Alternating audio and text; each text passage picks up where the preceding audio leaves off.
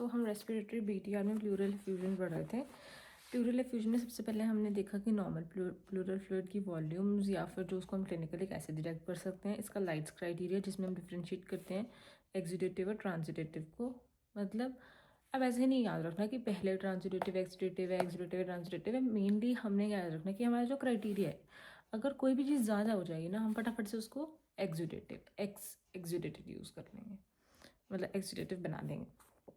ठीक है, उसके हमने कॉजेज़ कर लिए। उसके बाद एक और चीज़, इसमें एक और पॉइंट याद रखना है कि इन patients with congestive cardiac failure on diuretics. ठीक है, अगर किसी पेशेंट को कार्डियक फेलियर है और उसको हमने डायोरेटिक्स चलाए हुए हैं, ठीक है, तो वो कई बार रॉन्गली क्लासिफाइड हो जाता है एज एक्सुडेटिव।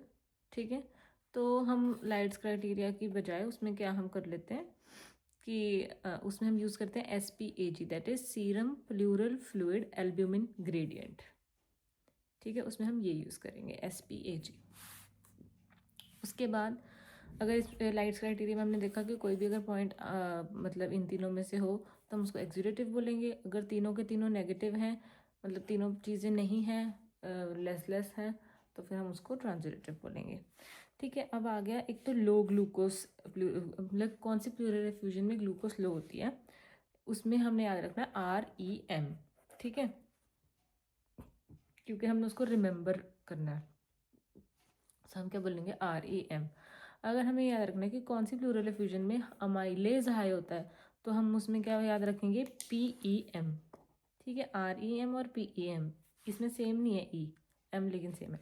अब लो ग्लूकोज वाले कौन से होते हैं? REM, that is rheumatoid arthritis. Important से याद रखना, रूमेटॉइड आर्थराइटिस में ग्लूकोज लो होती है। E से एम्पाइमा, M से मेलिग्नेंसी। ठीक है, हाई अमाइलेज में PEM, P से पैंक्रेटाइटिस, E से ईसोफेजियल रप्चर, उसमें E से क्या था? एम्पाइमा। इसमें है E से ईसोफेजियल रप्चर और M से मेलिग्नेंसी। ठीक है, उसके बाद जब हमें अगर तो मतलब फ्यूजन है, प्लूरल फ्यूजन, लेकिन वो सेकेंडरीली इन्फेक्ट हो गई है, तो उसे हम एम्पाइमा बोलते हैं। ठीक है, सो अगर कोई पूछे व्हाट इज एम्पाइमा, कि भी फ्यूजन जो है वो सेकेंडरीली इन्फेक्ट हो जाए, उसे एम्पाइमा कहते हैं। इसका ट्रीटमेंट क्या है? इसको हम पिगटेल कैथेटर से निकाल देंगे। ठीक है, अब ड्रेन कब करनी है effusion? What are the indications of drainage of effusion?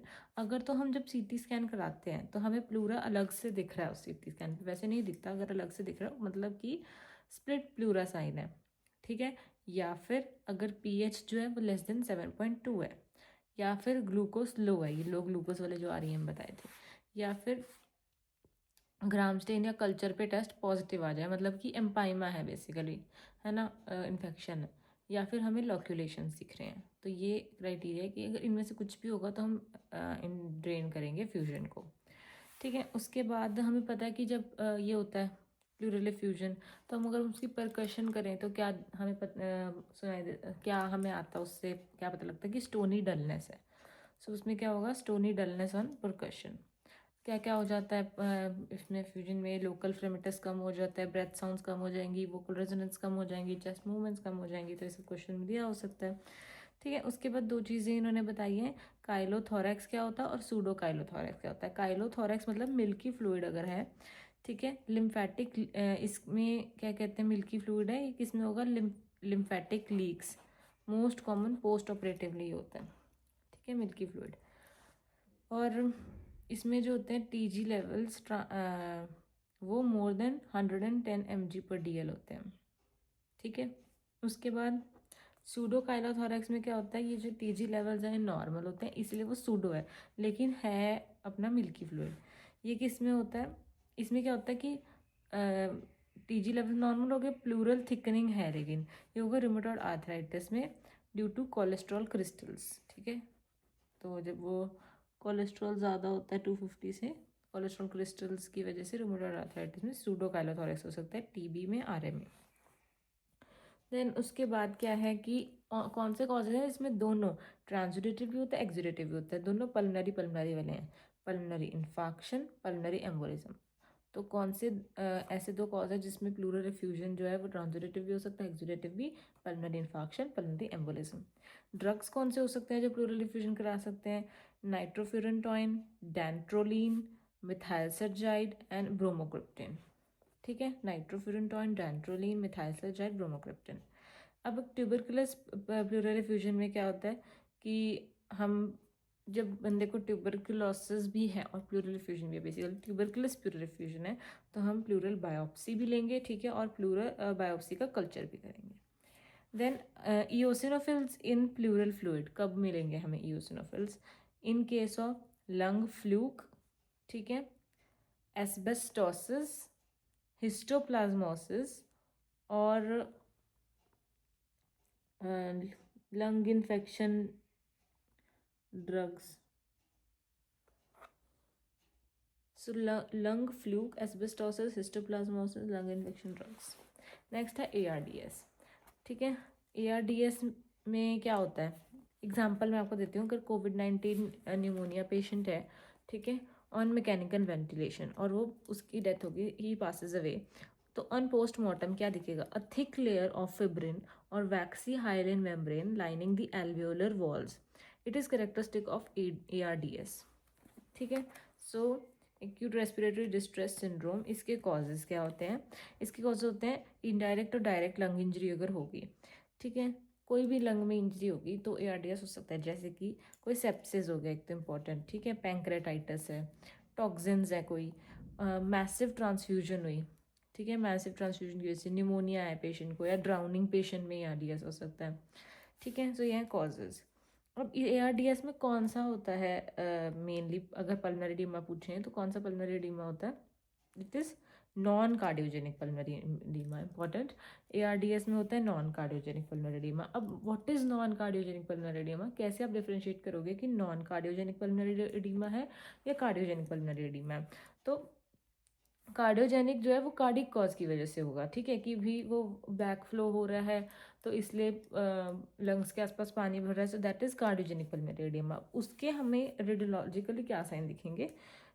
इसमें हमें बीच में सेंटर में ऐसे वो दिखेगा कि बैट विंग अपीयरेंस होगी इसकी, ठीक है। सो बैट विंग अपीयरेंस, और साथ में कार्डिक कॉज की वजह से तो कार्डियोमेगैली होगी, ठीक है। और इसमें कौन सी लाइंस दिखेंगी? कर्ली बी लाइंस, KER वाली कर्ली बी लाइंस। और क्या होगा? इंटरलोब्युलर सेप्टल थिकनिंग, ठीक है, जो लोब्यूलर के जो बीच में सेप्टा है उसकी थिकनिंग होगी, प्लूरल एफ्यूजन तो होगी, ठीक है। उसके बाद नॉन कार्डियोजेनिक पल्मोनरी एडीमा में क्या होता है कि इसमें पेरिफेरल पैची बायलैटरल कंसोलिडेशंस या फिर इन्फिल्ट्रेट्स दिखते हैं। इसमें कोई प्लूरल एफ्यूजन नहीं होती, कोई कर्ली बी लाइंस नहीं होती, कोई कार्डियोमेगाली नहीं होती। तो ये ARDS में नॉन कार्डियोजेनिक पल्मोनरी एडीमा होता है। अब ARDS में इंपॉर्टेंट क्या है कि इसका डायग्नोस्टिक क्राइटेरिया क्या होता है? इसको हम बोलते हैं modified Berlin's criteria for ARDS। Modified Berlin's criteria, इसमें 4 चीज़ें होती हैं। सबसे पहले तो हम oxygenation, that is PaO2 upon FiO2 should be less than 300, ठीक है। अगर मतलब 300 से कम होनी चाहिए। अगर 200 to 300 हुआ माइल्ड हो गया, 100 to 200 मॉडरेट हो गया, लेस देन 100 सीवियर हो गया, ठीक है। So PaO2 by FiO2 is less than 300 on PEEP कितना होता है? More than equal to 5 centimetre water पे, ठीक है। और ऑनसेट जो है इट शुड ऑनसेट एक्यूट है उसका, ठीक है, एक्यूट इसके नाम में ये ARDS में, तो ऑनसेट एक्यूट है within 1 week of clinical insult और new worsening of respiratory symptoms, ठीक है। कोई भी जैसे प्रॉब्लम आई उसके 1 वीक के अंदर अंदर इसका ऑनसेट हो गया। Third is chest radiograph. Chest x ray में बायलेटरल ओपेसिटीज होंगी कंसिस्टेंट विद पल्मोनरी एडीमा, ठीक है। और fourth is absence of left atrial hypertension, ठीक है, लेफ्ट एट्रियल हाइपरटेंशन नहीं होनी चाहिए। बेसिकली हम कार्डिक कॉज को हम रूल आउट कर रहे हैं ना, कि लेफ्ट एट्रियल हाइपरटेंशन नहीं है, जो पल्मोनरी कैपिलरी वेज प्रेशर है PCWP वो नॉर्मल होना चाहिए, ठीक है। सो 4 चीज़ें क्या होगी? Oxygenation PaO2 by FiO2 less than 300 on PEEP more than equal to 5 water, onset acute है within 1 week of clinical insult, chest radiography bilateral opacities consistent with pulmonary oedema and absence of left arterial hypertension PCWP normal, ठीक है। इसके clinical features क्या होते हैं? Rapid onset, एकदम से dyspnoea होने लग जाता है, hypoxaemia, bilateral crackles, tachypnoea, tachycardia, pulmonary hypertension, hypoxic, ये सब कुछ चीज़ें होती हैं। हाइपोक्सिक वेजोकंस्ट्रिक्शन की वजह से पल्मोनरी हाइपरटेंशन हो जाती है, ठीक है। अब जो नॉन कार्डियोजेनिक पल्मोनरी एडीमा मैंने आपको बता दिया है, इसमें ARDS होता है acute diffuse inflammation of lung. ARDS की डेफिनेशन अगर को पूछा ना कि ARDS होता क्या है, that is acute diffuse inflammation of lung, lung injury leading to increase pulmonary vascular permeability, ठीक है, पल्मनरी वैस्कुलर परमेबिलिटी बढ़ जाती है। Loss of aerated lung tissue, जितना ज़्यादा जो बहुत ज़्यादा लंग का जो टिश्यू है वो एरेशन लूज करने लग जाता है और हाइपोक्सीमिया हो जाता है, ठीक है। इसकी पैथोजेनेसिस क्या है, कोई भी इंजरी होगी टू एल्वियोलर कैपिलरी मेम्ब्रेन, किससे, टॉक्सिन से, सेप्सिस से, किसी भी चीज़ से इंजरी हुई तो उसकी परमेबिलिटी बढ़ जाती है, ठीक है, जिसकी वजह से इंटरस्टिशियल और एल्वियोलर एडिमा होने लग जाता है। उसके बाद ये बढ़ गई, अपना परमेबिलिटी बढ़ गई तो इन्फ्लेमेटरी मीडिएटर्स आएंगे, इंटरल्यूकिन 1, 6, TNF अल्फा, साइटोकाइंस, ये सब। फिर उसके बाद न्यूट्रोफिल्स रिक्रूट होंगे और जाके कैपिलरी एंडोथेलियल इंजरी करेंगे, ठीक है। वो बढ़ गई हमारी परमेबिलिटी, एक्सुडेशन ऑफ फ्लूइड होगा, फ्लूइड प्रोटीन बाहर जाएगा, ठीक है, और फ्लूइड प्रोटीन जो है वो जाके एल्वेलाई में घुस जाएगा, ठीक है। सो प्रोटीनेशियस फ्लूइड और डेब्रिस जो है वो एल्वेलर स्पेस में चले जाएंगे, जिसकी वजह से क्या होएगा, उसकी कंप्लायंस कम हो जाएगी, लॉस ऑफ सरफेक्टेंट हो जाएगा और कोलैप्स हो जाएगा और गैशियस एक्सचेंज भी इम्पेयर हो जाएगी, ठीक है। अब इसका ट्रीटमेंट क्या है, हमने पहले इसके फेजेस देखो, फेजेस क्या है इसके, इसमें होते हैं एक्सुडेटिव तीन फेज होते हैं, एक्सुडेटिव, प्रोलिफरेटिव, फाइब्रोटिक। सबसे पहले एक्सुडेटिव फेज होता है 7 दिन का, देन 7 से 14 दिन का प्रोलिफरेटिव फेज होता है, देन 14 से 21 दिन, मतलब बेसिकली 1 वीक, फिर 1 to 2 वीक्स, 2 to 3 वीक्स, ऐसे करना है, ठीक है। एक्सुडेटिव फेज, फिर प्रोलिफरेटिव फेज, फिर फाइब्रोटिक फेज। एक्सुडेटिव फेज में क्या होगा, सबसे पहले कि भाई धीरे धीरे एडीमा होने लग गया, डिफ्यूज सेलुलर डैमेज होने लग गया, हाइलिन मेम्ब्रेन डिजीज, है ना। प्रोलिफरेटिव में क्या है कि इंटस्टिशियल के अंदर भी इन्फ्लेमेशन पहुंचने लगी, इंटस्टिशियम के अंदर, लास्ट में फाइब्रोसिस हो जाता है। So these are the phases. उसके बाद ट्रीटमेंट में क्या हम करते हैं, मैकेनिकल वेंटिलेशन देंगे। अब इसके अंदर क्या करना है, इनिशिएट करो वॉल्यूम प्रेशर लिमिटेड वेंटिलेशन, ठीक है। हमने क्या गोल्स क्या है कि वो जो टाइडल वॉल्यूम है वो कम रखनी है, less than equal to 6 ml per kg जो है, ऐसे कर according to the body weight, ठीक है, वो देखना है। लो प्लेट्यू प्रेशर होना चाहिए, लेस देन इक्वल टू 30, और लो मतलब बेसिकली आपको इतनी वैल्यूज रखने की जरूरत नहीं है। हमने वेंटिलेशन स्टार्ट की, ठीक है, लो टाइडल वॉल्यूम वेंटिलेशन स्टार्ट करनी है इस बंदे में। फिर ऑक्सीजनेट करना है, ठीक है। ऑक्सीजनेट मतलब कि अपना पीप जो है वो हाई होना चाहिए, मतलब approximately 5 centimetre water promotes recruitment and prevents collapse. फिर उसके बाद मिनिमाइज करो एसिडोसिस, ठीक है, एसिडोसिस को कम करना है, और फिर डायूरेसिस करना है, ठीक है। फ्लूइड मैनेजमेंट करेंगे ताकि हम फ्लूइड को अच्छे से मैनेज करेंगे क्योंकि पल्मोनरी एडिमा साथ में ना हो, ठीक है। ये सब हमने करना है प्रोन वेंटिलेशन इस पेशेंट में, ठीक है। तो ये था ARDS। इसके बाद आ गया पल्मोनरी एम्बोलिज्म। पल्मोनरी एम्बोलिज्म में क्या करते हैं हम, एम्बोलाई बन गया, बेसिकल बात तो बताइए आपको। इसमें क्या है, पल्मोनरी एम्बुलेंस DVT में हो सकता है ना। अब DVT के अंदर एक वर्चुअस ट्रायड होता है, वो क्या होता है, उसमें क्या 3 चीज़ें होती हैं। सबसे पहले हाइपर कोएगुलेबिलिटी, ठीक है, एग्जाम्पल क्या है उसका मोस्ट कॉमन जिसमें हाइपर कोएगुलेबिलिटी होती है, F5 लीडन म्यूटेशन, ठीक है, हाइपर कोएगुलेबिलिटी, एंडोथेलियल इंजरी और स्टेसिस, वैस्कुलर स्टेसिस। तो ये है वर्चुअस ट्रायड। अब कितना को आइडिया लगेगा कि हाँ लाइक्लीहुड है पल्मोनरी एम्बोलिज्म होने की, तो उसके लिए हम क्या यूज़ करते हैं, वेल्स स्कोर। अगर ये स्कोर 4 से ज़्यादा होता है मतलब हाँ इट इज़ लाइकली कि पल्मोनरी एम्बोलिज्म हो सकता है। अब ये वेल्स स्कोर की एग्जैक्ट स्कोरिंग नहीं याद करनी, इसमें सबसे बेसिक बात हमने क्या रखनी है कि कोई भी अगर साइंस एंड सिम्टम्स है ना DVT के, तो फिर सीधा स्कोर 3 हो गया। हमें कितना चाहिए, 4। तो अब साइंस एंड सिम्टम्स थोड़े से आए, स्कोर 3 हो गया, अब हमें बस एक और कोई चीज़ ज़्यादा चाहिए, ठीक है। एक तो ये बात होगी, एक और सीधा स्कोर 3 क्या हो सकता है कि भाई अगर हमें पता है कि ऑल्टरनेटिव डायग्नोसिस लग ही नहीं रहा है, ठीक है, तब भी 3 दे सकते हो, पर वो छोड़ो। चलो साइंस एंड सिम्टम्स आगे, स्कोर 3 हो गया। उसके बाद अब कोई भी एक भी अगर चीज़ आ जाए, जैसे कि heart rate more than 100, tachypnoea है, सॉरी टेकिपनिया बोल रही हूँ, टेकिकार्डिया है, ठीक है, इमोबिलाइजेशन है मोर देन 3 डेज़ की, या फिर कोई सर्जरी हुई है ना, DVT के चांस बढ़ जाते हैं उनमें, तो मतलब पल्मोनरी एम्बोलिज्म के चांस बढ़ जाते हैं। और कोई प्रायर पल्मोनरी एम्बोलिज्म या DVT की हिस्ट्री है, ये सब डेट नंबर बढ़ा रहे हैं 1.5। उसके बाद हिमोप्टिसिस है अगर, या फिर कैंसर है, तो 1 स्कोर, तो इनमें से कुछ भी हो गया। और फर्स्ट वाला साइंस एंड सिम्टम्स है तो 4 हो गया, तो वेल स्कोर 4 से ज़्यादा हो गया, इसका मतलब लाइकली है। सो क्लिनिकल प्रोबेबिलिटी में हम देखेंगे कि हाँ अगर तो pulmonary embolism less than equal to 4 है मतलब अनलाइकली, मोर देन 4 है तो मतलब हाईली लाइकली। उसके बाद अगर लेस देन इक्वल टू 4 है, मतलब हमें खास लग नहीं रहा है कि हाँ पल्मोनरी एम्बोलिज्म होगी, उसमें हम क्या टेस्ट करेंगे आगे, D dimer. D dimer simple test है, ये बड़ा सेंसिटिव होता है इसलिए हम कर रहे हैं, लेकिन हमारे को ये बहुत अच्छा नहीं लगता टेस्ट, ठीक है।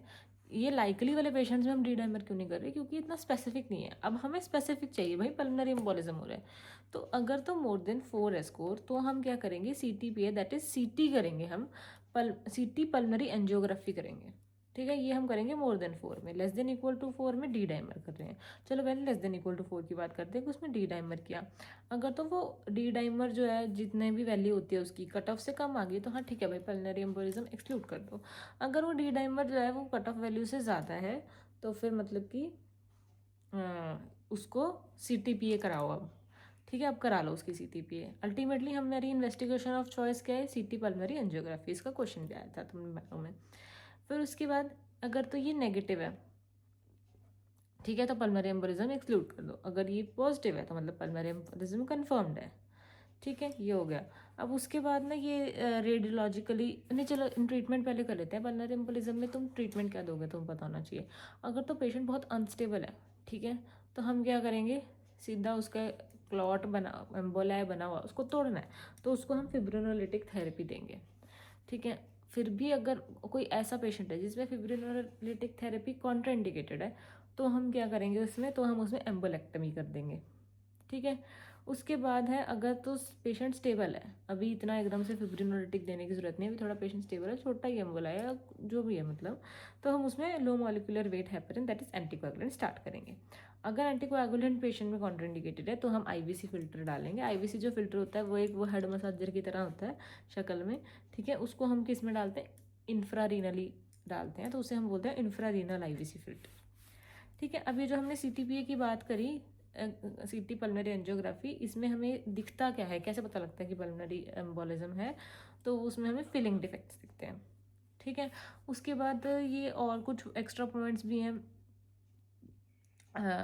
एकाइनेसिस, हाइपरकाइनेसिस, ये पता नहीं क्या इको पे दिख रहा है। अच्छा चलो, इको पे क्या होगा, हम अगर पेशेंट की इको कराएंगे, आरवी स्ट्रेन हमें दिखेगा, क्योंकि मैसिव पल्मोनरी एम्बोलिज्म है, तो राइट वेंट्रिकुलर पे इतना स्ट्रेन पड़ रहा होगा, सो आरवी स्ट्रेन मिलेगा हमें इको पे। इसको हम बोलते हैं मैककॉनल साइन, ठीक है। इसमें क्या होगा कि जो राइट वेंट्रिकल की ऊपर वाली वॉल है, ठीक है, वहाँ पे हाइपरकाइनेसिस होएगी, और जो राइट वेंट्रिकुलर की जो वो है फ्री वॉल है, उसमें एकाइनेसिस होएगी, ठीक है, इको पे। तो इसको क्या बोलते हैं, मैककॉनल साइन। ईसीजी पे क्या दिखेगा, मोस्ट कॉमनली तो साइनस टैकीकार्डिया दिखता है, क्योंकि इसमें हमने पॉइंट भी तो पढ़ा था, टैकीकार्डिया, टैकीकार्डिया होगा। और मोस्ट स्पेसिफिक साइन जो इसमें मिल सकता है, मतलब नॉट ऑलवेज, कभी कभी मिल सकता है, वो क्या होता है, S1Q3 7 3, नहीं, S1Q3 T3, S1Q3 T3। और चेस्ट एक्सरे पे क्या साइंस दिख सकते हैं, एक तो पेशेंट में ओलिगीमिया होगा, तो फिर वेस्टर मार्क साइन दिख सकता है, ठीक है, ओलिगीमिया की वजह से। उसके अलावा हैम्पटन्स हम्प दिख सकता है। हैम्पटन्स हम्प क्या होता है, पेरिफेरल वेड शेप्ड ओपेसिटीज़, कि जहाँ पे एम्बोलाई बना उसके आसपास वेड शेप्ड ओपेसिटीज़ दिखेंगी, उसको हैम्पटन्स हम्प बोलते हैं। दूसरा पाला साइन दिख सकता है, that is prominent pulmonary P A pulmonary artery, उसको भी पी ए बोलते हैं। सो पाला साइन क्या, प्रोमिनेंट पल्मोनरी आर्टरी होगा। उसके बाद ये हो गया पल्मोनरी एम्बोलिज्म। नेक्स्ट है पल्मोनरी आर्टेरियल हाइपरटेंशन। इसमें मेरे को थोड़ा ज़्यादा अच्छा सा नहीं लग रहा है टॉपिक, बट हाँ जितना का दिया हुआ उतना कर लेते हैं। इसमें क्या होता है, ये पल्मोनरी आर्टेरियल हाइपरटेंशन में डाना पॉइंट क्लासिफिकेशन होती है। ये जो डाना पॉइंट क्लासिफिकेशन है ना, ये आ सकती है पेपर में, ठीक है। तो हमें पता होना चाहिए, इसमें 5 ग्रुप्स होते हैं इस क्लासिफिकेशन में। फर्स्ट में क्या है कि अगर तो ये इडियोपैथिक है या फिर हेरिडिटरी हो सकता है BMPR2 की वजह से, ठीक है, या कोई भी एसोसिएटेड है with connective tissue disease, HIV, portal hypertension, CHD, schistosomiasis, chronic haemolytic anaemia, इन सबसे अगर एसोसिएटेड है। ग्रुप 2 में क्या होता है कि pulmonary arterial hypertension owing to left heart disease की वजह से हुई है। ग्रुप 3 में क्या होता है, ओइंग टू लंग डिजीज़ और हाइपोक्सिया, हाँ लंग डिजीज़ की वजह से। मोस्ट कॉमन इसमें क्या होती है, क्रेस्ट, ठीक है, याद रखना है, थर्ड में क्रेस्ट। फोर्थ में क्या होता है, कोई क्रॉनिक थ्रोम्बो एम्बोलिक पल्मोनरी हाइपरटेंशन है, मतलब कि प्लेक्सीफॉर्म आर्टीरियोपैथी है।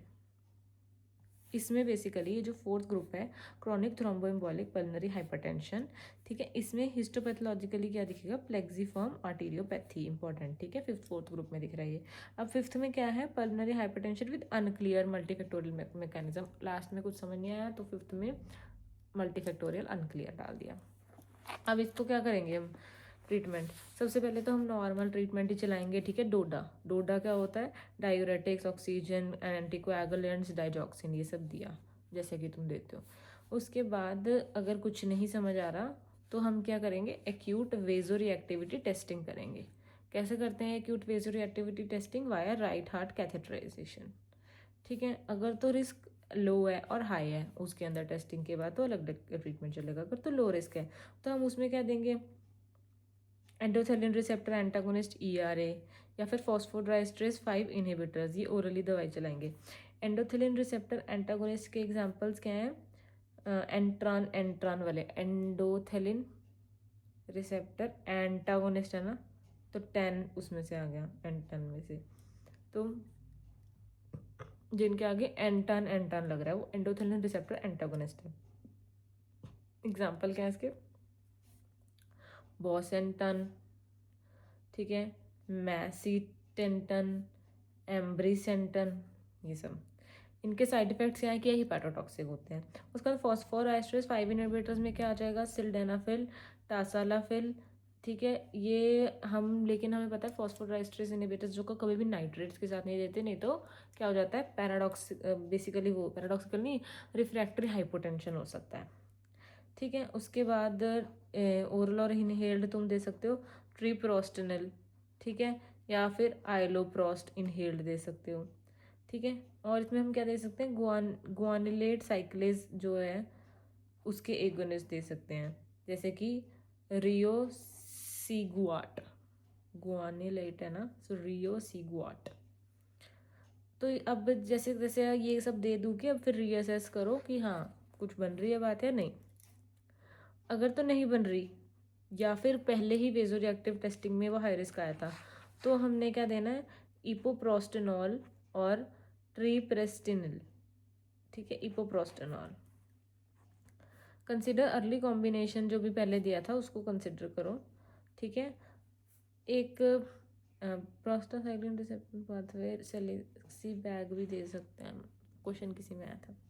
चलो कुछ भी अभी सब कुछ कर दिया, हो नहीं रहा तो क्या करेंगे, आर्ट्रियल सेप्टोस्टोमी या फिर पॉट्स शंट, ठीक है, आर्टेरियल सेप्टोस्टोमी, पॉट्स शंट, और या फिर अगर कुछ भी समझ नहीं आ रहा है, अभी भी ठीक नहीं हो रहा है, एंड में लंग ट्रांसप्लांट ऑप्शन बचता है, ठीक है। अब ये पल्मोनरी आर्टेरियल हाइपरटेंशन में रेडियोग्राफिकली क्या दिखेगा हमें एक्सरे पे, jug handle sign, that is dilated pulmonary artery, ठीक है, वो डायलेट हो जाएगी और जग हैंडल की तरह दिखेगी, जग हैंडल साइन। नेक्स्ट आ गई चेस्ट इन्फेक्शंस। चेस्ट इन्फेक्शंस में क्या है, निमोनिया बेसिकली है ना, most common cause of typical वो होता है कम्युनिटी एक्वायर्ड निमोनिया, क्या होता है, स्ट्रेप्टोकोकस निमोनिया नाम से ही, ठीक है। इसमें क्या होती है, लोबार कंसोलिडेशन होती है। ए टिपिकल अगर पूछा जाए तो क्या होता है, माइकोप्लाज्मा, ठीक है। Most common cause of hospital acquired pneumonia, hospital acquired pneumonia क्या होता है कि जो हॉस्पिटल मतलब एडमिशन के 48 आवर्स के बाद हो रही है, मतलब बेसिकली 48 आवर्स के अंदर हो रही है, ठीक है। तो दैट इज ग्राम नेगेटिव जो होते हैं वो सब होते हैं उसमें। Most common cause of ventilator acquired pneumonia, जो कि 48 hours more than 48 hours of ventilation में, उसमें क्या होता है, अर्ली अगर हो, अर्ली लेट या फिर एक और अर्ली में क्या होता है, स्ट्रेप्टोकोकस निमोनिया ही, लेट में क्या होता है, सूडोमोनास, और ये आजकल इंक्रीजिंग नंबर्स किसके हैं, एसिनोटोबैक्टर के, ठीक है। अब इसमें ट्रीटमेंट अगर निमोनिया का पूछा जाए तो हम क्या स्कोरिंग करते हैं, कर्ब 65 स्कोरिंग।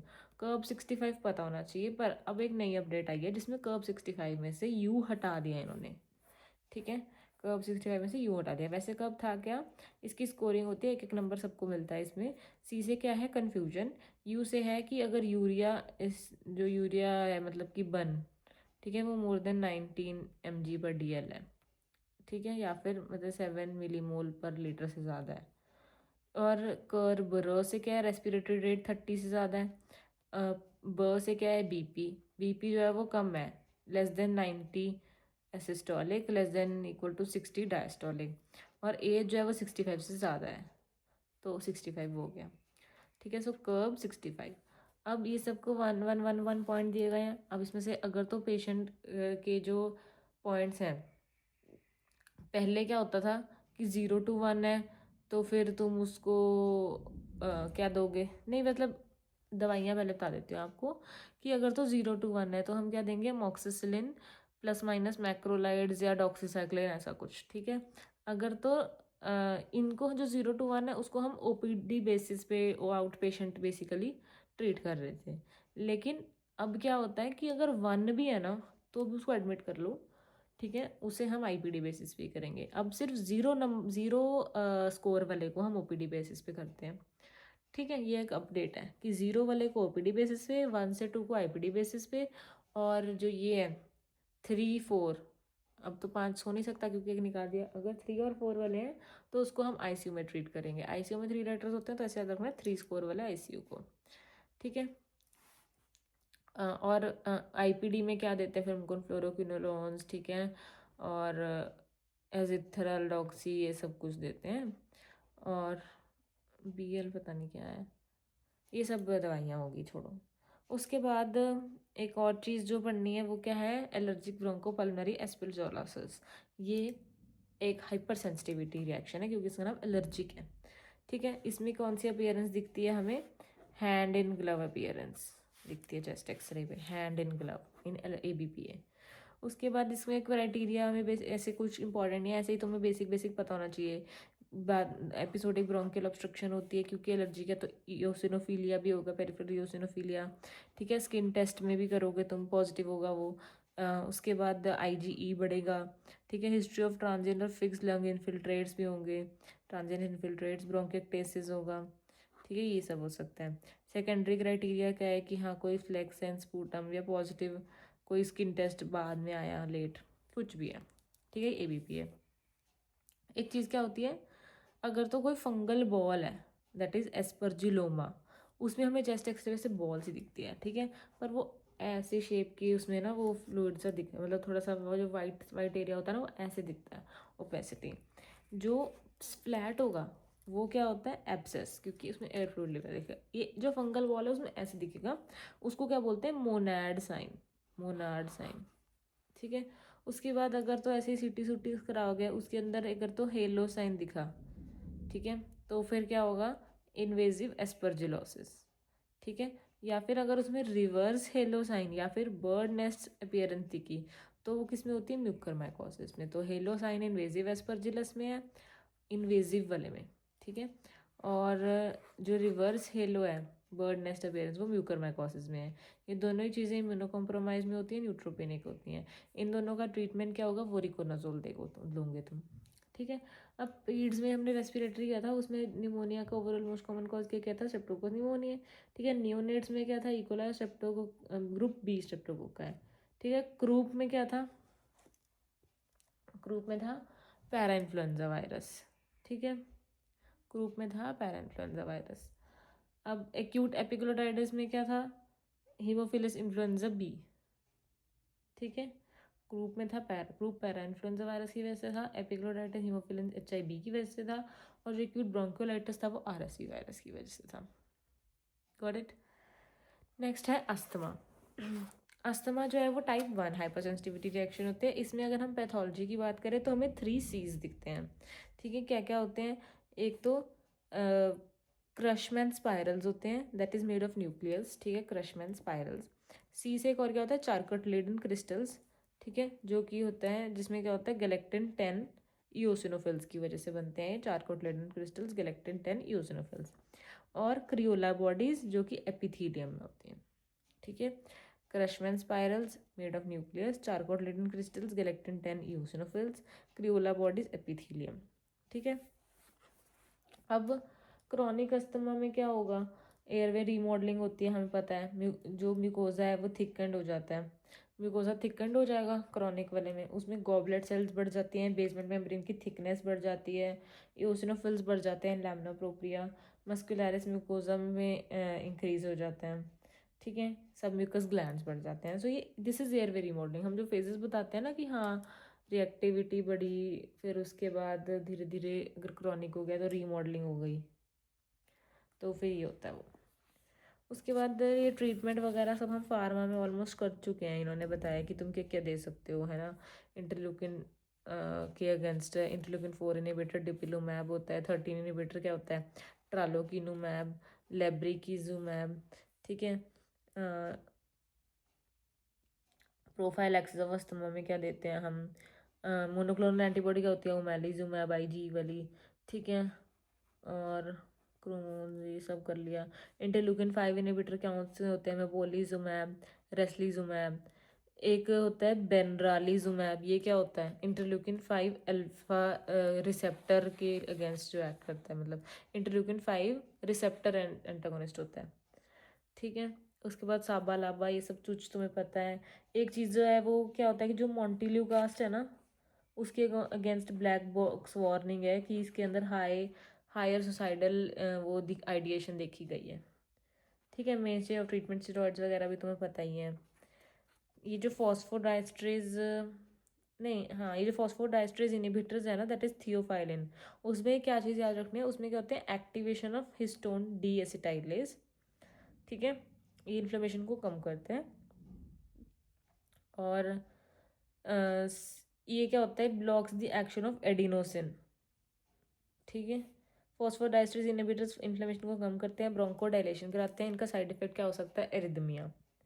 जो कैफीन होती है, ना, वो एक डाइट्री जैंथीन है। It is similar to the structure of theophylline, ठीक है, that is methyl xanthine. Theophylline भी मिथाइल जैंथीन ही होती है, तो इसलिए इसको हम कैफीन को एडजुवेंट की तरह इस्तेमाल में यूज़ कर सकते हैं। क्वेश्चन आया था ये शायद कोई। अब ये जो जाइलोटॉन, मॉन्टेल्यूकास, ज़ेफिरलुकास, ये सब जो है ना, ये रेयरली हिपैटिक डिसफंक्शन कराते हैं, तो फिर इसमें हम साथ साथ LFT वगैरह भी पेशेंट का देखते रहते हैं। ये सब सैल्ब्यूटामॉल, सैलमेट्रॉल में नहीं देखा जाता। अब जीना गाइडलाइंस में हमें पता है कि स्टेप वाइज मैनेजमेंट होती है ग्लोबल इनिशिएटिव वगैरह में। तो स्टेप 1 में क्या होगा, स्टेप 1 होता है कि जब स्पोरैडिक होता है, स्टेप 1, और स्टेप 1 मतलब स्पोरैडिक है। स्टेप 2 मतलब कि अगर symptoms less than 5 days a week हो रहे हैं, ठीक है। स्टेप थ्री मैनेजमेंट में क्या होता है कि अगर मोस्ट ऑफ द डेज हाँ रह ही रहे हैं symptoms, more than equal to 1 per week, night time भी हो रहे हैं। स्टेप 4 में मतलब कि लो लंग फंक्शन हो गया साथ में। स्टेप 5 में मतलब कि अभी भी कंट्रोल नहीं हो रहा। अब स्टेप 1 और 2 इन दोनों में हम क्या ट्रीटमेंट देंगे, लो डोज ICS और फॉर्मेट्रॉल, ठीक है, एज नीडेड, मतलब लाबा साथ में, ये फॉर्मेट्रॉल लाबा हो गया। उसके बाद स्टेप 3 में क्या देंगे कि अगर हाँ नाइट टाइम में भी सिम्टम आने लग गया, तो लो डोज ICS फॉर्मेट्रॉल को डेली दे दो। उसमें क्या था, low dose ICS formoterol as needed, इसमें है डेली। स्टेप 4 में क्या है, लो लंग फंक्शन में अब मीडियम डोज ICS के साथ फॉर्मेट्रॉल दे दो, ठीक है। स्टेप 5 में क्या है कि अब साथ में तुम लामा भी ऐड कर लो, और स्टीरॉयड को भी हाई डोज कर दो, और anti-IgE इंटरल्यूकिन 5 वगैरह भी देने लग जाओ, ठीक है। ये था अस्थमा। नेक्स्ट है COPD। COPD में क्या होता है, ये क्रॉनिक ऑब्स्ट्रक्टिव पल्मोनरी डिजीज है ना, ऑब्स्ट्रक्टिव डिजीज आते हैं। इसमें हमारे पास क्या क्या होता है, हमें पता है, एम्फाइसीमा, ब्रोंकाइटिस, क्रॉनिक ब्रोंकाइटिस, ये सब कुछ होता है। अब इसमें से जो इसमें COPD के लिए ना गोल्ड क्राइटेरिया है। गोल्ड क्राइटेरिया नया आया है, ये तो 2023 का तो चलो दिया हुआ है, नया आया गोल्ड क्राइटेरिया, उसको मैंने पोस्ट किया है उस पर अपना इंस्टा पे, तो वो ध्यान में रखना, ठीक है। FEV1 के उस पे है ये बेस्ड। इसमें E, A और B ग्रुप्स होते हैं, ठीक है। FEV1 पे है कि gold 1 more than equal to 80, gold 2 मतलब 50 to 79, बेसिकली 50 to 80 हो गया, फिर 30 to 50 हो गया, फिर लेस देन 30 हो गया FEV1। ऐसे याद रखना कि 30 + 50 80 होता है ना, तो 80, फिर 50 to 80, फिर 30 to 50 और लेस देन 30। 30 + 50 80 याद रखो। पर इसमें कुछ चेंज भी आया था,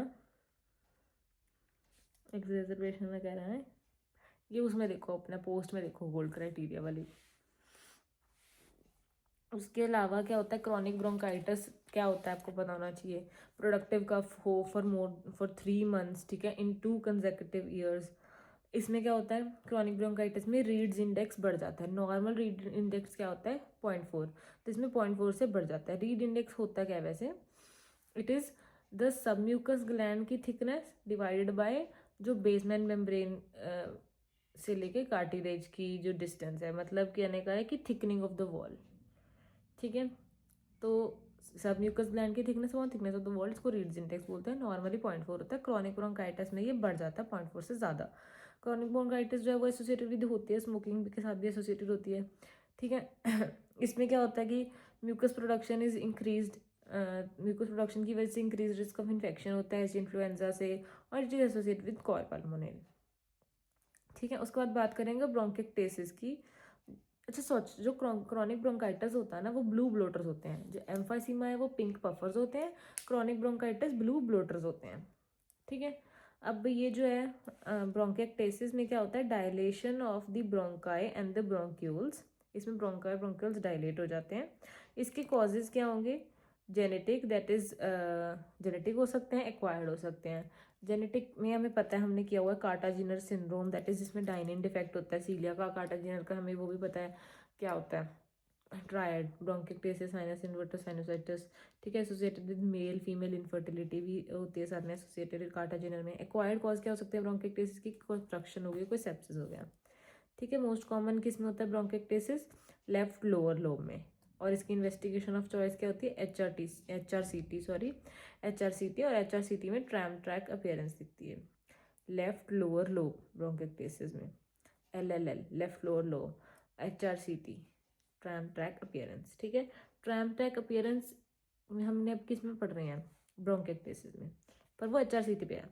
अगर ट्रैम ट्रैक अपीयरेंस जो है वो माइक्रोस्कोपिक एग्जामिनेशन पे दिखे ना, तो वो किस में होगी, MPGN1 में। याद रहेगा, 2 ट्रैम ट्रैक, ब्रोंकिक्टेसिस, MPGN1। अब एम्फाइसीमा अगर हम पढ़ें, एम्फाइसीमा क्या होता है कि परमानेंट डैमेज हो गया to the airways distal to the terminal bronchioles, मतलब कि जो टर्मिनल ब्रोंक्यूल्स के बाद वाले हैं, क्या क्या होता है बाद में, respiratory bronchiole, alveolar duct, alveolar sac, उसमें अगर परमानेंट डैमेज हो गया उसको एम्फाइसीमा बोलते हैं। ठीक है, इसमें एम्फाइसीमा इज पिंक पफर्स। अब ये भी कॉर्पल्मोनल के साथ एसोसिएटेड होता है। इसमें क्या हो जाता है, रेडियोलॉजिकली अगर हम देखें एम्फाइसीमा में कि थोड़ी फ्लैटनिंग दिखती है डायफ्राम में। ठीक है, अब ये रेस्पिरेटरी, ये बाद के तो चलो हैं, हमने 3 चीज़ें बता दी कि इसमें इफेक्ट क्या होगा, रेस्पिरेटरी ब्रोंक्यूल, एल्वियोलर डक्ट और सैक, पर वो सारे नहीं हो रहे। इसमें हमारे पास सब कैटेगरीज हैं। क्या क्या 3 कैटेगरीज है इसमें हमारे पास, सेंट्री एसिनार या फिर सेंट्री लॉबुलर, कुछ भी कह दो, या फिर पैन एसिनार और पैन लॉबुलर। ठीक है, या फिर डिस्टल एसिनार और पैरासेप्टल। ठीक है, और लास्ट होती है इरेगुलर। इरेगुलर जो एम्फाइसीमा है ना वो हिस्टोलॉजिकली मोस्ट कॉमन है वैसे, पर इसमें कुछ खास हमें पढ़ने का है नहीं। बेसिकली हमें उसी में पढ़ना है सेंट्री एसिनार और centrilobular, panacinar, panlobular, distal acinar या पैरासेप्टल। अब जो सेंट्री एसिनार और सेंट्री लॉबुलर है ना, उसमें क्या होगा, जो हमने 3 चीज़ें बताई थी ना, रेस्पिरेटरी ब्रोंक्यूल और एल्वियोलर डक्ट बनाया आगे और सैक बना दिया। इसमें से जो रेस्पिरेटरी ब्रोंक्यूल है बस वो अफेक्ट होगा। ठीक है, और एल्वियोलर डक्ट और सैक जो है वो स्पेयर्ड हो जाएंगे। ये क्लिनिकली मोस्ट कॉमन है। ठीक है, it is most common associated with smokers, और इसमें अपर लोब मेनली इन्वॉल्व होता है। ठीक है, अब नेक्स्ट आ गया पैन एसिनार और पैन लॉबुलर। ये किसकी वजह से होता है, अल्फा 1 एंटीट्रिप्सिन डेफिशिएंसी की वजह से। ये यंग में होता है ज़्यादातर और नॉन स्मोकर में होता है। इसमें लोअर लोब इन्वॉल्व होता है ज़्यादातर।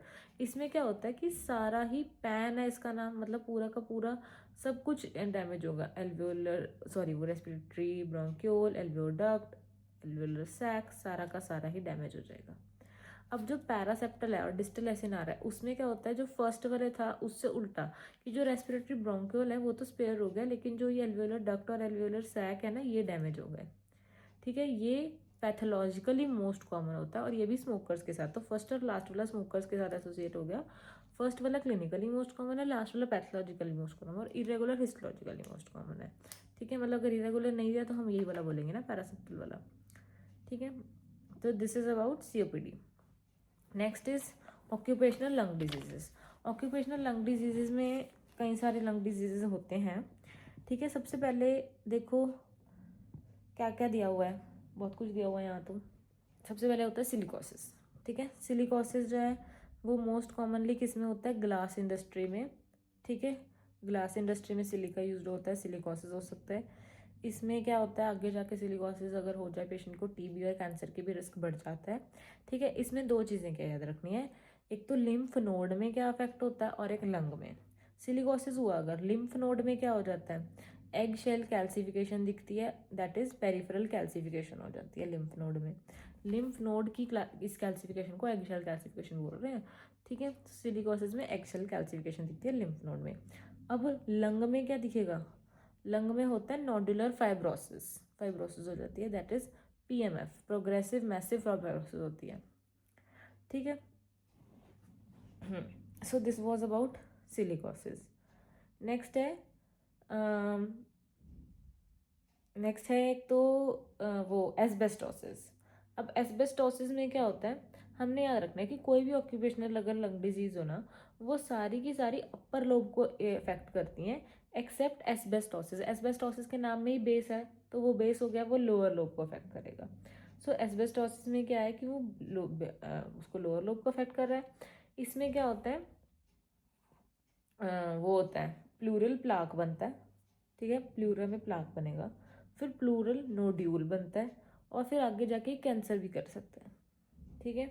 सो एस्बेस्टोसिस में क्या होगा कि और as a general rule of thumb all occupational lung diseases affect upper lobe lungs except asbestosis, जिसमें कि बेस होता है, that is why lower lung को अफेक्ट करता है।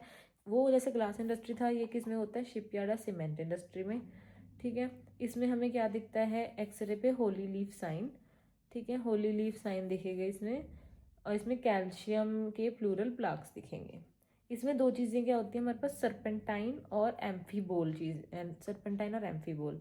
सर्पेंटाइन मतलब गुड, सर्पेंटाइन क्राइसोलाइट, ठीक है। Amphibole bad, that is crocidolite, ठीक है। Serpentine amphibole, serpentine chrysolite, amphibole crocodile, amphibian crocodile, ऐसा रख लो, और ये बैड है, ठीक है। उसके बाद प्लूरल प्लाक्स क्या होते हैं, इसमें आयरन इज डिपॉजिटेड हेयर, तो प्लूरल प्लाक्स में क्या होता है, हम कौन सी चीज स्टेन यूज करेंगे, आयरन अगर डिपॉजिट हो रहा है, पर्ल स्टेन या प्रूशियन ब्लू, ठीक है। और अगर हिस्टोपैथोलॉजी पे देखें, हमें कौन सी बॉडीज दिखती हैं, डम्बल शिप बॉडीज दिखती हैं, इसको हम एस्बेस्टोस बॉडीज या फिर फेरुग्रस बॉडीज कुछ ऐसा सा भी बोलते हैं, ठीक है। अब डम्बल शेप बॉडीज बोला मैंने, डम्बल्स हमने कहाँ कहाँ पढ़ा है, अगर तो हम लंग्स में बात करें तो डम्बल्स क्या होते हैं, एस्बेस्टोस बॉडीज। अगर हम यूरिन क्रिस्टल्स के अंदर बात करें तो फिर क्या याद रखना है, मोना इज डम, ठीक है। तो उसमें कैल्शियम ऑक्सलेट मोनोहाइड्रेट में डम्बल शेप बॉडीज होती हैं। और रेडियोलॉजी में अगर हम देखें तो स्पाइन में जो है, मतलब रेडियोलॉजी में स्पाइन में श्वामोमा में डंबल दिखता है, और माइक्रोबायोलॉजी में जो पॉक्स वायरस डीएनए होता है वो डंबल शेप्ड होता है, ठीक है। So asbestos bodies, calcium oxalate monohydrate, schwannoma spine, pox virus DNA, इस समय डंबल होता है, ठीक है। उसके अलावा आगे जाके कैंसर कौन सा करा रहा है, most common adenocarcinoma, most specific is mesothelioma, mesothelioma is most specific. इसमें क्या होता है, नोड्यूलर प्लूरल थिकनिंग होती है, प्लूरा पे थिकनिंग होगी नोड्यूलर, ठीक है। और मीजोथीलियोमा में फ्रोजन हेमिथोरैक्स होता है, नो मीजो मीडियस्टाइनल शिफ्ट। ये पढ़ लिया। अब डंबल एस्बेस्टोस है, फेरुगिनस बॉडीज। अब इलेक्ट्रॉन माइक्रोस्कोपी पे क्या दिखेगा, ये हम कैसे डिफ्रेंशिएट करेंगे कि एडिनोकार्सिनोमा है या मीजोथीलियोमा है, इलेक्ट्रॉन माइक्रोस्कोपी देखेंगे। अगर तो शॉर्ट स्टबी माइक्रोविलाई है, ठीक है, तो वो एडिनोकार्सिनोमा है।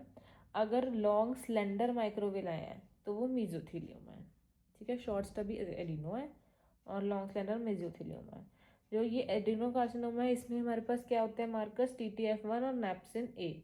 और मीजोथीलियोमा में कैलरेटिनिन और CK5 और 6, ठीक है। TTF1 नेप्सिन ए एडिनो का, और adeno TTF1 napsin napkin tissue adeno, ठीक है। मीजोथीलियोमा में कैलरेटिनिन और CK5 और 6।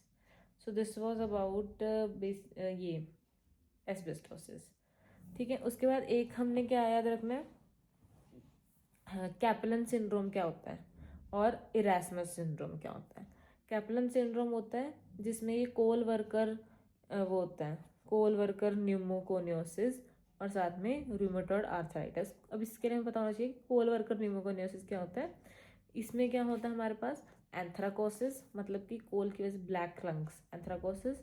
ठीक है, ये एक होता है सिंपल कोलवर्कर न्यूमोकोनियोसिस, जिसमें कि क्या होता है सेंट्रियासिनार जो हमने वो पढ़ा था ना एम्फाइसीमा, वो होता है। एक होता है कॉम्प्लिकेटेड कोलवर्कर न्यूमोकोनियोसिस, जिसमें फाइब्रोसिस हो जाता है धीरे धीरे। तो this is basically coal worker pneumoconiosis. तो कैप्लन सिंड्रोम में क्या होता है coal worker pneumoconiosis plus rheumatoid arthritis. Erasmus syndrome में क्या होता है coal worker pneumoconiosis plus systemic sclerosis. Erasmus में देखो 2 एस आ रहे हैं, तो इसमें क्या होगा साथ में सिस्टेमिक स्क्लेरोसिस। उसके बाद कोबाल्ट के एक्सपोजर जो है वो किस में हम देख सकते हैं, डायमंड इंडस्ट्री में कोबाल्ट यूज होता है। कोबाल्ट एक्सपोजर डायमंड इंडस्ट्रीज में जायंट सेल इंटरस्टिशियल न्यूमोनाइटिस होता है। और बेरिलियोसिस का क्या सीन है, बेरिलियोसिस होता है ज्वेलरी या डेंटल अलॉय में हम यूज़ करते हैं। ग्रैनुलोमेटोसिस होता है इसमें, BELPT HLA-DP, ये सब चीज़ें बेरिलियोसिस से रिलेटेड है, जहाँ पे हमें देखी ना BE बेरिलियोसिस, LPT HLA-DP। इसमें नॉन केजिएटिंग ग्रैनुलोमा बनता है और ये मिमिक करता है सार्कोइडोसिस को। बेरिलियोसिस थोड़ा थोड़ा सार्कोइडोसिस की तरह है। ठीक है, अब आता है बाइसेनोसिस। बाइसेनोसिस क्या होता है, कॉटन और ऑर्गेनिक डस्ट की वजह से हो सकता है। बैगसोसिस किसकी वजह से होता है, शुगर केन डस्ट की वजह से। बैरेटोसिस किसकी वजह से होगा, बेरियम की वजह से। स्टेनोसिस होता है टिन और लेड की वजह से। सिड्रोसिस होता है आयरन की वजह से। सो this was about occupational lung disease. अब लास्ट टॉपिक क्या रह गया हमारे पास, अच्छा प्लूरल मीजोथीलियम और एडिनोकार्सिनोमा में डिफरेंस पता लग गया, दोनों एस्बेस्टोसिस में होंगे। उसमें लॉन्ग माइक्रोविलाई होंगे इलेक्ट्रॉन माइक्रोस्कोपी पे, एडिनो में नॉन ब्रांचिंग माइक्रोविलाई होंगे, छोटे छोटे शॉर्ट, है ना। और मार्कर्स दोनों के मैंने बता दिए थे, कैल रेटिनिन प्लूरल मीजोथीलियम में कैल रेटिनिन पॉजिटिव होता है, उसमें नैप DTF वगैरह होता है। ठीक है, अब एक्स्ट्रा पॉइंट पहले पढ़ देती हूँ जो मैंने लास्ट पेज पे लिखे हैं। यंग सिंड्रोम क्या होता है, यंग सिंड्रोम का ट्रायड होता है, इसमें ब्रोंकिक्टेसिस होगा, साइनोसाइटिस होगा और ऑब्स्ट्रक्टिव एजोस्पर्मिया होगा। ठीक है, young azoospermia, so bronchi abnormal, है ना। So bronchiectasis, sinusitis, obstructive azoospermia, young syndrome. Yellow nail syndrome क्या होता है, इसमें रेस्पिरेटरी मैनिफेस्टेशन क्या दिखती है हमें येलो नेल सिंड्रोम में, प्लूरल एफ्यूजन, ब्रोंकिक्टेसिस, इसमें लिम्फेडिमा दिख सकते हैं और डिस्कलर नेल्स होते हैं, लेकिन इसमें क्लबिंग नहीं होती है। ठीक है, अगर कोई कंजेनिटल पल्मनरी मालफॉर्मेशंस पूछे तो वैसे तो उसमें मैंने बताया था पीज में, एक होता है congenital lobar over inflation, CLO। ठीक है, कि ओवर इन्फ्लेशन हो जाए, ये मोस्ट कॉमनली होता है लेफ्ट अपर लोब में। एक होता है सिक्वेस्ट्रेशन। सिक्वेस्ट्रेशन में क्या होता है कि अलग से ही वो, हाँ लंग टिश्यू हो गया सिक्वेस्टर। सो सिस्टेमिक आर्टीरियल सप्लाई होती है, इसकी अपनी नहीं होती, फ्रॉम अयोटा। ये 2 तरह का होता है, extra lobar, intra lobar. Extra lobar की उसका अपना ही विसरल प्लूरा होएगा, सिस्टेमिक वीनस ड्रेनेज होएगी। ठीक है, इंट्रा लोबार में क्या है, shares pleura with parent lobe और उसकी जो वीनस ड्रेनेज है वो पल्मनरी होगी। एक्स्ट्रा लोबार में क्या होता है, फोरगट के साथ भी कम्युनिकेशन हो सकती है और CDH के साथ भी एसोसिएटेड हो सकता है, और वो शुरू में ही जो वो प्रेजेंट कर देता है पेरिनेटल और इन्फेंसी में। इंट्रालोबार में एसोसिएटेड एब्नॉर्मलिटीज रेयर होती है, एडोलेसेंस में बाद में जाके पता चलता है। उसके बाद CPAM क्या होता है, कंजेनिटल पल्मनरी एयरवे मालफॉर्मेशन। ये इसमें ये एक बस इतना याद रखना है कि एक मल्टीसिस्टिक मालफॉर्मेशन है। ठीक है, ये थोड़ा एक्सरे पे डायफ्रेगमेटिक हर्निया की तरह दिखता है, बट जैसे डायफ्रेगमेटिक हर्निया लेफ्ट साइड पे होता है, ये राइट साइड पे होता है। ठीक है, अब लास्ट टॉपिक रह गया है, that is carcinoma lung. Carcinoma lung में क्या है इंपॉर्टेंट, कई तरह का होता है हमें पता है। अगर तो सबसे पहले कार्सिनोमा छोड़ो, अगर कोई ये पूछे कि most common benign lung tumour क्या है, तो तुम क्या बोलोगे बिनाइन में, दैट इज, फिर आंसर इसका होगा पल्मनरी हमार्टोमा। ठीक है, पल्मनरी हमार्टोमा जो है वो रेडियोलॉजिकली क्या दिखाता है, कॉइन लीजन और पॉपकॉर्न कैल्सिफिकेशन। ठीक है, उसके बाद आगे कार्सिनोमा लंग, इसमें कई तरह का होता है, क्या क्या होता है, स्क्वामस सेल कार्सिनोमा हो सकता है। ठीक है, स्मॉल सेल कार्सिनोमा हो सकता है, जो स्मॉल सेल है उसको ओट सेल भी बोलते हैं, ओट छोटे छोटे होते हैं ना, ओट्स जो खाते हैं, तो होगा स्मॉल सेल और ओट सेल कार्सिनोमा। और फिर एक हो सकता है एडिनो कार्सिनोमा और एक हो सकता है लार्ज सेल। अब जो लार्ज सेल है ना, वो उसमें इतना ज़्यादा कुछ नहीं पढ़ना, उसमें एक होता है कि वो पैरानियोप्लास्टिक सिंड्रोम, उसमें कौन सा होता है, gynaecomastia, large cell large breast. ठीक है, और वो पेरिफेरल होता है लार्ज सेल। मतलब काफ़ी जो है वो एडिनो, आई थिंक एडिनो से मिलता जुलता होगा, या पता नहीं किसी से एक से मिलता जुलता होता है लार्ज सेल। स्मॉल सेल से एडिनो से कुछ ऐसा सा होता है, अभी चेक करके बता दूंगी। चलो वो छोड़ो, मेन क्या है, स्क्वामस, स्मॉल सेल और एडिनो, इनके अंदर हमें डिफरेंस बताना चाहिए। अब क्या वो स्मोकिंग के साथ एसोसिएटेड होंगे या नहीं, तो ये कैसे जिसमें स आ रहा है, स से स्मोकिंग, तो वो किस में आ रहा है, स्क्वामस सेल में और स्मॉल सेल में, तो ये दोनों स्मोकिंग के साथ एसोसिएटेड होते हैं और ये दोनों मेल्स में ज़्यादा होते हैं। एडिनो जो है वो फीमेल्स में ज़्यादा होता है और स्मोकिंग के साथ एसोसिएटेड नहीं होता। इन सब में से मोस्ट एग्रेसिव कौन सा होता है, सबसे छोटा छोटा पैकेट बड़ा धमाका, so that is small cell carcinoma जो है वो मोस्ट एग्रेसिव होता है। लोकेशन क्या है, सेंट्रल होती है कि पेरिफेरल, जिसमें स आ रहा है वो सेंट्रल, नहीं तो पेरिफेरल। स्मॉल सेल और स्क्वामस सेल जो है वो सेंट्रल होंगे और एडिनो इज पेरिफेरल, ठीक है, और लार्ज सेल तो पेरिफेरल है ही। जीन्स क्या होते हैं, स्क्वामस सेल, सबसे पहले बात हो रही है स्क्वामस सेल की। स्क्वामस सेल में P53 जीन, ठीक है। स्मॉल सेल में एल्मिक, एल से लंग, ठीक है, एल्मिक। लॉस ऑफ क्रोमोसोम 3p एल्मिक, ऐसे हो गया है वो, ठीक है। एडिनो कार्सिनोमा में क्या होता है, EGFR1, ALK और KRAS, इन सब की म्यूटेशन होती है। मोस्ट इंपॉर्टेंट क्या है, EGFR1, ALK, KRAS। So P53 एल्मिक, EGFR1, ALK, KRAS mutation in सब की। हिस्टोपैथोलॉजी भी क्या होता है, स्क्वामस सेल में सबसे पहले ये देखो, इसमें इन्होंने बनाया भी हुआ है, इसमें केराटिन पर्ल्स दिखते हैं, ठीक है, स्क्वामस सेल में केराटिन पर्ल्स। स्मॉल सेल में क्या दिखेगा, एजोपार्डी इफेक्ट होता है, सॉल्ट एंड पेपर क्रोमैटिन दिखता है। एजोपार्डी इफेक्ट मतलब कि ब्लू ब्लड वेसल्स दिखेंगी, बेसोफिलिक स्टिपलिंग होगी, सॉल्ट एंड पेपर क्रोमैटिन होगा। एडिनो कार्सिनोमा में क्या होता है, लेपिडिक पैटर्न होता है, म्यूसिनस वेरिएंट होता है, इसमें लेपिडिक पैटर्न दिखता है। Adeno carcinoma in Situ, that is butterfly fence भी बोलते हैं इसको। उसके बाद इम्यूनोहिस्टोकेमिस्ट्री पे क्या दिखता है, जो स्क्वामस सेल कार्सिनोमा है उसकी इम्यूनोहिस्टोकेमिस्ट्री में हम सब बेस्ट क्या होता है, P40 या फिर 63। इसी में P53 था, अब इसी में इन्होंने जीन्स में है ना, इसी में इन्होंने इम्यूनोहिस्टोकेमिस्ट्री में P43 या 63 बना दिया। उसके बाद स्मॉल सेल कार्सिनोमा में क्या है, साइनेप्टोफाइसिन, क्रोमोग्रेनिन,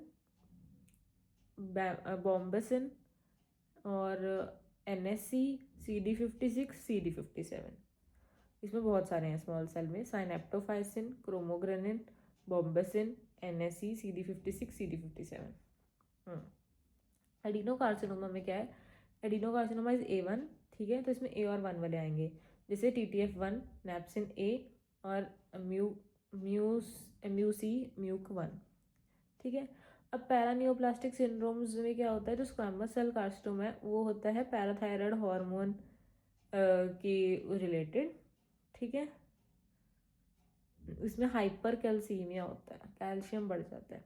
स्मॉल सेल में क्या होता है, क्या हो सकता है, Cushing's, SIADH, Lambert Eaton myasthenia syndrome, ये सब स्मॉल सेल में होता है। एडिनो में क्या होता है, माइग्रेटरी थ्रोम्बोफ्लेबाइटिस, ट्रूजियो सिंड्रोम, ठीक है। और क्या हो सकता है, मेरिट्रिक एंडोक्राइटिस, डर्मेटोमायोसाइटिस, बस इतना याद रखो, माइग्रेटरी थ्रोम्बोफ्लेबाइटिस, ट्रूजियो सिंड्रोम, ठीक है। उसके बाद ये सब कुछ हो गया।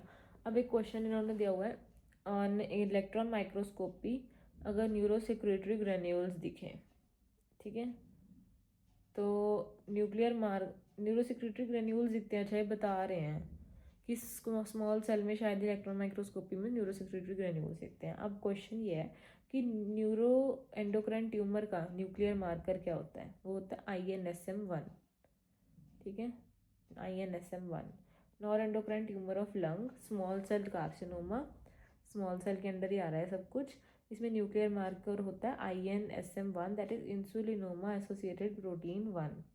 ये इंसुलिन IN से शुरू है तो ये इंट्रा न्यूक्लियर होता है। ये सब पैथो में से लिखा है मैंने, तो बेसिकली पैथोलॉजी इसमें साथ में कवर हो गई। इसके अलावा एक होता है पैनकोस ट्यूमर, ऊपर वाला है ना, उसमें क्या होता है, पैनकोस ट्यूमर में एपेक्स पे होता है ये, इसमें squamous cell is more common than small cell, ठीक है। इसमें इन्वेस्टिगेशन ऑफ चॉइस होती है MRI, क्योंकि नर्व्स भी इन्वॉल्व होती हैं, यहाँ पे नर्व यूनिट भी इन्वॉल्व होती है, ठीक है। और 10% bronchial carcinoids give rise to carcinoid syndrome. चलो छोड़ो, कितने परसेंट है, 10%, ये तो नंबर ही था। So that's all about respiratory BTR।